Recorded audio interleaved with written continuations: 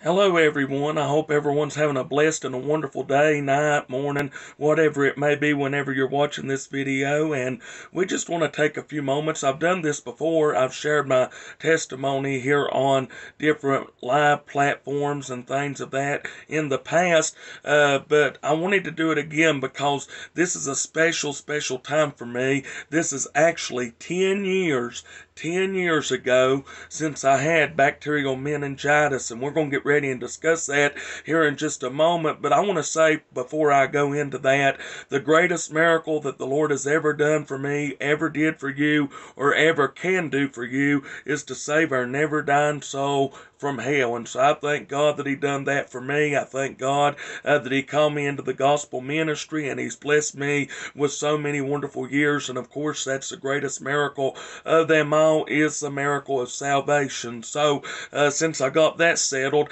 I want to go on and move into this portion of my testimony. And there's a lot of different things that I could tell you about concerning my life and things that the Lord has done for me in my life. But this is one of the major things. In fact, I believe it may be maybe the most major thing that God has done for me besides saving my soul.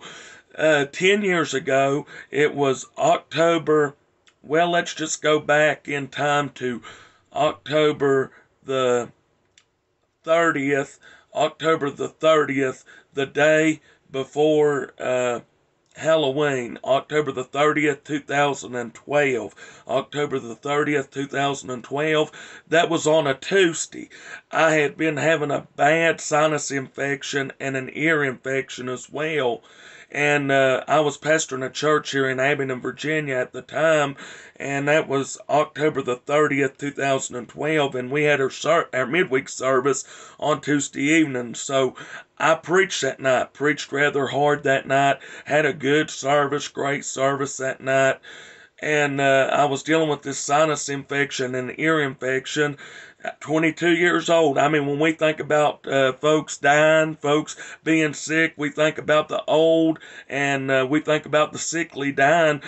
We never give it much thought when it comes to the young and the healthy, but death comes at all ages and in different manners, and so we need to consider that. I was 22 years old, October the 30th, 2022, with that sinus infection, and I preached that night.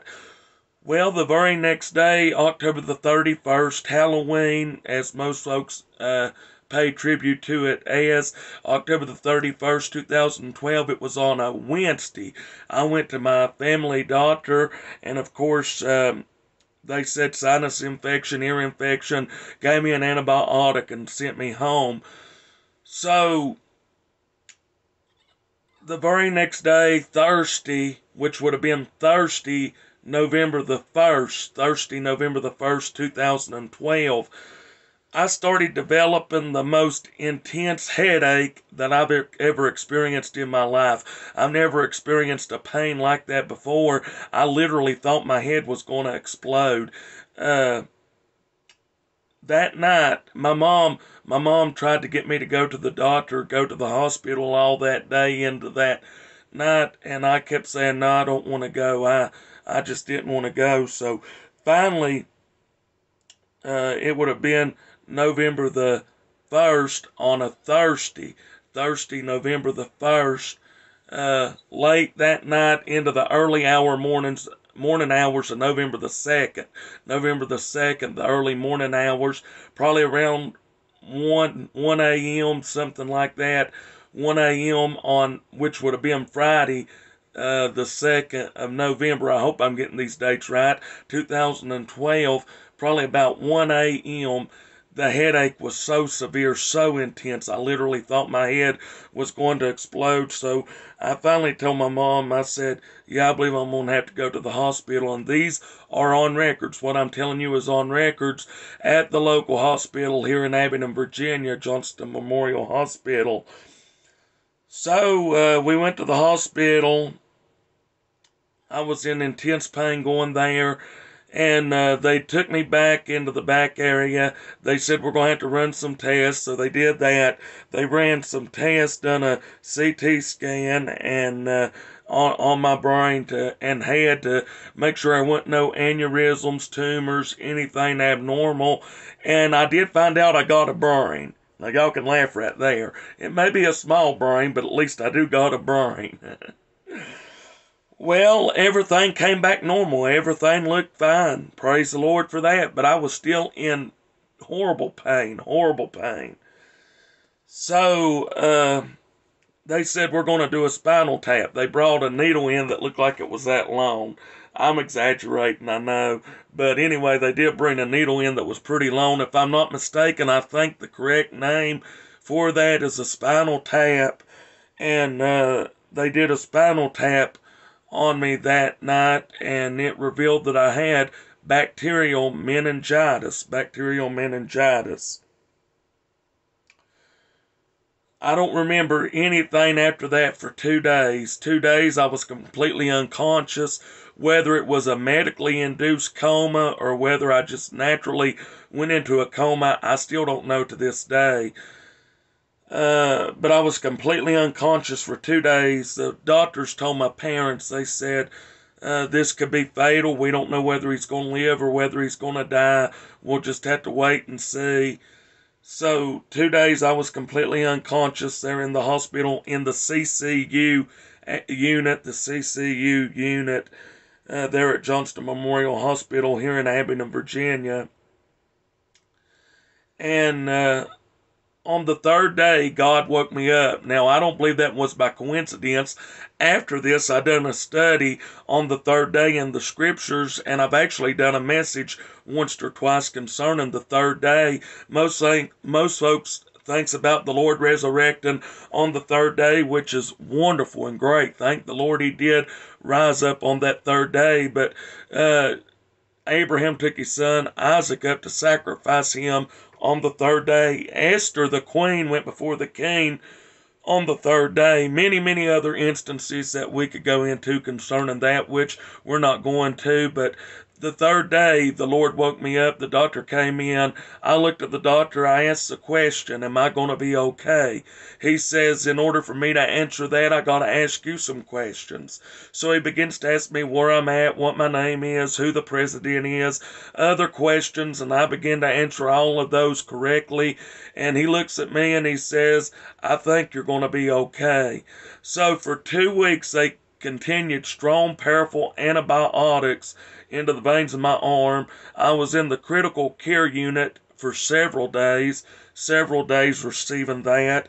Finally, they moved me into a regular room in the hospital and continued the IV antibiotics. And I don't want to go into great detail with everything that went on during that time, but I will say this, my temperature was so high that they literally had me in a bed of ice at one point. And I can remember laying there so cold in that bed, a literal bed filled with ice, and my temperature was really high at that point. I don't know how high it was. My mom said that she didn't want to ask because she was so concerned and worried. I had a lot of folks praying for me, a lot of folks visiting with me.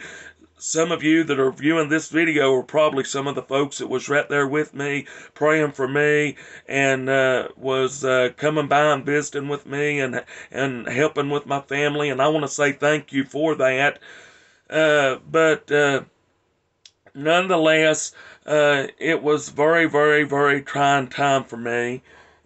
So I got out of the hospital after 2 weeks of being in the hospital, begging once I finally received consciousness, begging to come out, and I got to come home, but home health had to come by 2 times a day, every day, for the following 2 weeks of the month of November of 2012, and continue those strong, powerful antibiotics into the veins of my arm. I was very, very weak, and I could go into great, great detail with some of the events that occurred during that sickness, which we would be here a lot longer than I want to be if I went into greater detail. I just want to let you know what God has done in my life. And so the Lord certainly touched my body and gave me a healing, and I'm thankful to him for that every day. Now, Most folks that I know, in fact, the doctors told me, they said with bacterial meningitis,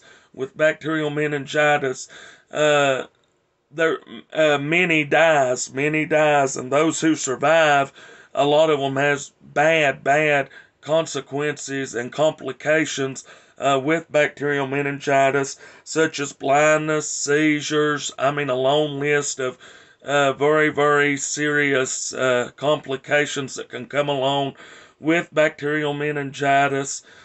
Uh, I have been blessed. Here I am 10 years later. I'm recording this. I don't know when you're watching this, but I'm recording this on November the 2nd, 2022, about 1:30 a.m. in the morning, which would be exactly 10 years ago, that I was either on my way to the hospital or already at the hospital, November the 2nd, 2022, on a Friday morning, or 2012, November the 2nd, 2012, probably about 1 a.m. I was in the hospital receiving the news about this bacterial meningitis with the most severe headache I've ever had. They said that there had been an opening due to the ear infection and the sinus infection, an opening in the brain. Somehow it seeped into the brain and caused the bacterial meningitis. Well, I've done got some of you confused, and I've kind of confused myself as well on those dates, trying to think back 10 years ago and bring it up to today. I guess I should have had it printed out or wrote out to where I could have been more proper with this, but I just wanted to come on and share my testimony. So, November the 2nd, 2012, 10 years ago, would have been on a Friday, if I'm not badly mistaken, a Friday morning around 1 a.m. or so. We got the news that I had bacterial meningitis. So here we are 10 years later, November the 2nd, this year, November the 2nd, 2022, 10 years later, and it's about 1:30 a.m. when I'm recording this, and it's on a Wednesday morning this year, but I thank God for giving me 10 more years of life, and I'm complication free as far as any bad effects that it could have caused. I haven't had no seizures, no bad complications as far as that is concerned from the bacterial meningitis, with the exception of one. In my right eye, I've got inflammation in my right eye, or I did have inflammation in my right eye. Of course, doctors puts big terms on that. I believe the terminology they used was pars planatis. I'm probably messing up on that pronunciation, but pars planatis, which is inflammation behind the eye. I dealt with that, actually had injections in my right eye, shots in the eye several times, the pressure run up, and they had to discontinue those. They got me on an eye drop now that they said I would have to remain on the rest of my life. The last time I went to the doctor, he did an examination on that right eye, and he said that the inflammation looked like it had vanished, and he said, unless you have problems, I don't want to see you back for another year. So the Lord's helped me with that. Of course, it's affecting my vision. I'm not able to see as good as I used to, and I do have to wear glasses most of the time.